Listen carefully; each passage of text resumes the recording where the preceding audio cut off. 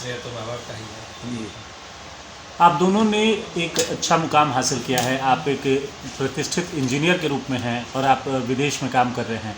Sir भी हैं जो प्रसिद्ध चिकित्सक हैं। ऐसे में आप दोनों अलग अलग लाइन में गए, क्या इसके पीछे कारण रहा? पापा हमें हमेशा बोलते थे कि जिस सब्जेक्ट में ज़्यादा इंटरेस्ट है उसी पे फोकस करना चाहिए। तो मेरा इंटरेस्ट हमेशा से मैथ में ज़्यादा था, तो हम इंजीनियरिंग लाइन में चले गए। इनका इंटरेस्ट ज़्यादा बायोलॉजी की तरफ में था, तो ये मेडिकल लाइन में चले गए। सर, क्या आप बाहर में विदेश में अमेरिका में रहते हैं, क्या इंडिया के लिए कुछ, यहाँ के युवाओं के लिए कुछ आपने क्या कहेंगे इस पर? हम युवाओं के लिए ये कहना चाहेंगे कि मेहनत करना चाहिए। अगर आप मेहनत करिएगा, अपने पे भरोसा रखिए, मेहनत कीजिए, तो आप ज़रूर अच्छा कीजिएगा अपने लाइफ में, अपने करियर में। बहुत से युवा मेहनत कर रहे हैं लेकिन उन्हें सफलता हाथ नहीं लग रही है। इसके लिए कुछ आप कहना चाहेंगे जिससे वो इंस्पायर हो? ये सब मेहनत का कोई दूसरा तोड़ नहीं है। अपने ऊपर भरोसा रखना भी बहुत ज़रूरी है, और मेहनत करते समय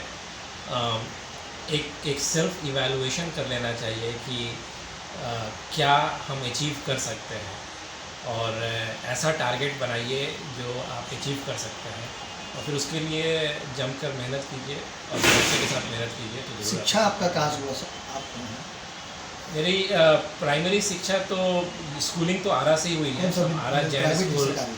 नहीं सरकारी, जैन स्कूल सरकारी से पढ़े स्कूल हुए से? हैं जी। हम लोग हमेशा सरकारी स्कूल से ही पढ़े हैं। स्कूलिंग आरा जैन स्कूल से हुआ, फिर इंटरमीडिएट आरा जैन कॉलेज से किए।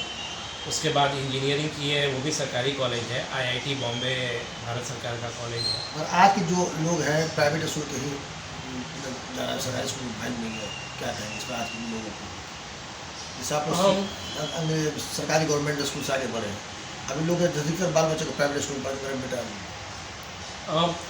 देखिए, अंत में तो बच्चे को खुद ही पढ़ना है, और माँ बाप को थोड़ा लगना पड़ता है बच्चे के साथ। अगर माँ बाप बच्चे के साथ नहीं लगें और ये सोचें कि स्कूल ही सब कुछ कर देगा और स्कूल सब कुछ बच्चा खुद से कर लेगा, तो थोड़ा मुश्किल है।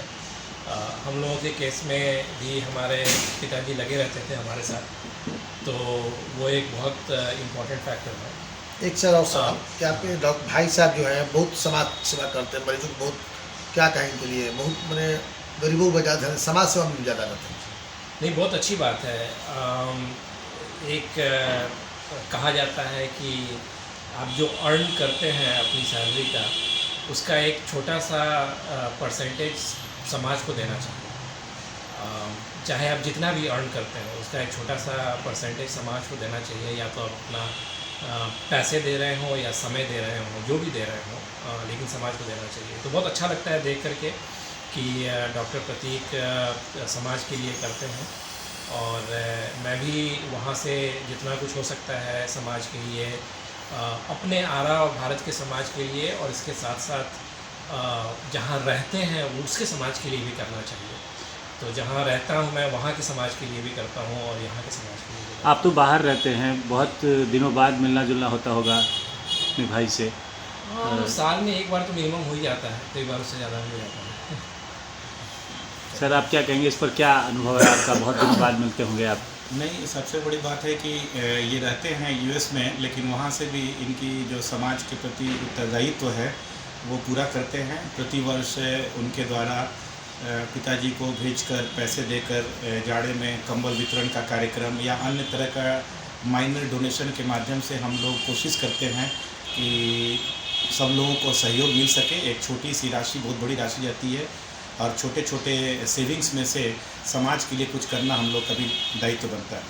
सर, दंत चिकित्सा के क्षेत्र में आप काफ़ी प्रसिद्ध हैं, और आपने कोरोना काल में भी बहुत से लोगों की मदद की है। जहां कई डॉक्टर ने हाथ खड़े कर दिए थे, उस समय आप लोगों के जीवन को बचाने के लिए आगे आए थे।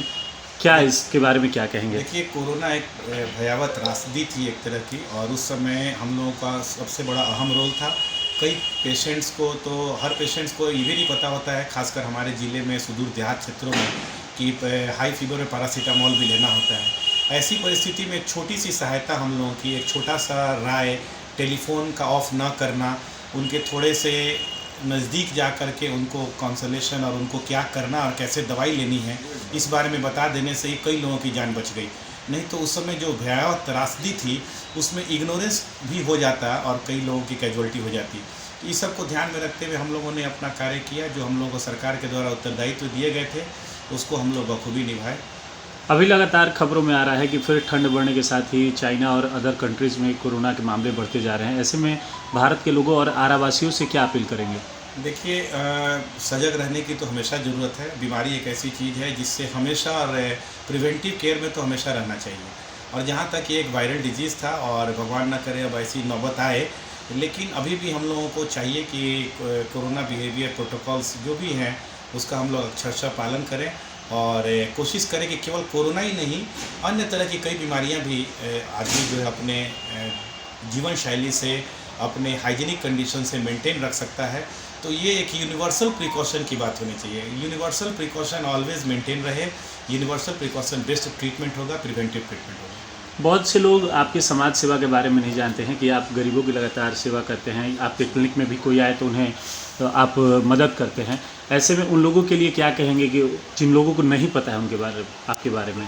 देखिए, कुछ बताने की ज़रूरत नहीं पड़ती है। जो व्यक्ति जो ज़रूरत होती है और उनके पास कोई साधन नहीं होता है, वो कहीं ना कहीं रास्ता ढूंढ लेता है, उसको जहाँ मिल जाए। ऐसा नहीं है मैं ही होऊंगा, और भी कोई लोग होंगे, तो वो खोजते खोजते कहीं ना कहीं चल आता है। लेकिन एक ही है कि मेरी दरख्वास्त होती है कि मेरे स्टाफ को बोला गया है कि कोई भी आए और अपनी बातों को रखे तो मेरे तक इन्फॉर्मेशन आना चाहिए कि हाँ ये पेशेंट्स नीडी है, और उनको ससम्मान जितने प्रॉपर रिस्पेक्ट के साथ उनका ट्रीटमेंट होना चाहिए, चाहे वो पैसा हो नहीं हो, दवा भी खरीद के देने क्यों ना पड़े मुझे।